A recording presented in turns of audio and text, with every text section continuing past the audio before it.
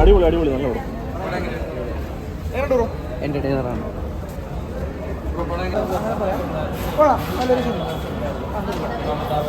സ്ഥിരം തന്നെ super hit movie തന്നെയാണ്. പിന്നെ അമിതാഭ് ബച്ചൻ്റെ ശരത് കുമാറിൻ്റെ ഒക്കെ ആക്ടിങ് സെറ്റായിരുന്നു. പടം ഒക്കെ എന്റർടൈൻമെൻ്റ് ആണ്. നല്ല റോൾ ചെയ്തിട്ടുണ്ട് കേട്ടോ. നല്ല ഉഗ്ര പടം. നല്ല അമിതാഭ് ബച്ചൻ അടിപൊളി. അമിതാഭ് ബച്ചന് പോയി കേരളത്തിൽ നിന്ന് പോയി ഇനി നയൻതാരമായിട്ട് അടുത്ത വേറെ ഭാഷയിലേക്ക് പോവുകയുള്ളൂ കേട്ടോ. ഓക്കെ ഉഗ്ര പടം. ഉഗ്ര പടം നല്ല കിടിലം പടം കേട്ടോ. ട്രാവലിലും കൊള്ളാം. എന്നുവെച്ചാൽ അതിൽ നല്ല മേക്കിംഗ് ആയിട്ടുണ്ട്. പിന്നെ ശരത് കുമാർ നല്ലൊരു വെടിക്കെട്ട് റോള് ചെയ്തിട്ടുണ്ട്. നല്ലൊരു കോമഡി ടച്ച് ഒരു വില്ലൻ ചെയ്തിട്ടുണ്ട്. നല്ല പടം. പാനിന്റെയും പടം തന്നെയാവും. കുഴപ്പമില്ല കേട്ടോ. മമിതക്ക് അടിപൊളിയായിട്ടുണ്ട്. മമിതേനെ ഇനി കേരളത്തിൽ കിട്ടിയാൽ നയൻതാര പോലെ വേറെ ഭാഷയിലേക്ക് പോവുള്ളൂ. ഓക്കെ ഒരു സ്ഥിരം പാറ്റേണാണ്. ഭയങ്കര എന്താ പറയുക, ഒരു വെറൈറ്റി ആയിട്ടുള്ള സ്റ്റോറി. നല്ല പെർഫെക്റ്റ്. ലൈക്ക് എല്ലാം വർക്ക് നമ്മൾ രഘുവറിനെ കുറച്ച് സ്റ്റൈലുണ്ട്. മറ്റേ ഇതിന് മുമ്പുള്ള പടത്തിൽ ലവ് ടുഡേ ആണെങ്കിലും വേറെ പടമാണെങ്കിലും ആ സ്റ്റൈലുണ്ട്. ആ സ്റ്റൈൽ ഉണ്ടായിരുന്നു. ലൈക്ക് നല്ല രസമാണ്. ഭയങ്കര ഫണ്ണായിരുന്നു. മമിത അടിപൊളിയാണ്.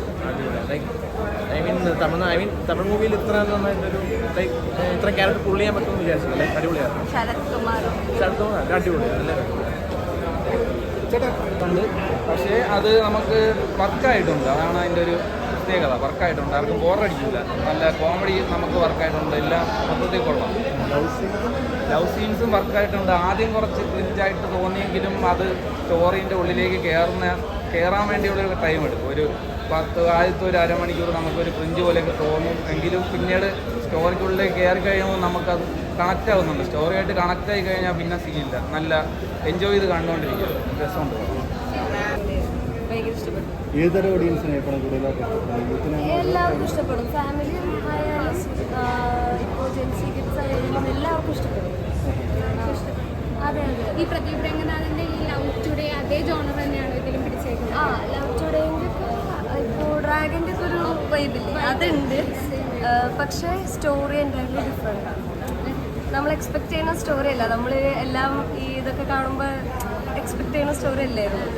ഈ സ്പോയിലൊന്നുമില്ലാണ്ട് പറയുകയാണെങ്കിൽ ഇഷ്ടപ്പെട്ട ഒരു ക്യാരക്ടർ ആയിരുന്നു. അതായത് ഒന്ന് അത്ഭുതപ്പെടുത്തിയ ഏതെങ്കിലും ഒരു ക്യാരക്ടർ. മമിതയുടെ ക്യാരക്ടർ ഭയങ്കര ഇഷ്ടപ്പെട്ടു. മമിതയുടെ ക്യാരക്ടർ അഭിനയിച്ചിരിക്കുന്നത് ഭയങ്കര രസമായിട്ടുണ്ട്. അതിൽ കുറെ അഭിനയിക്കാനുള്ള സ്പേസ് ഉണ്ട് ഇതില്. അത് ഭയങ്കര രസമായിട്ട് ചെയ്തു.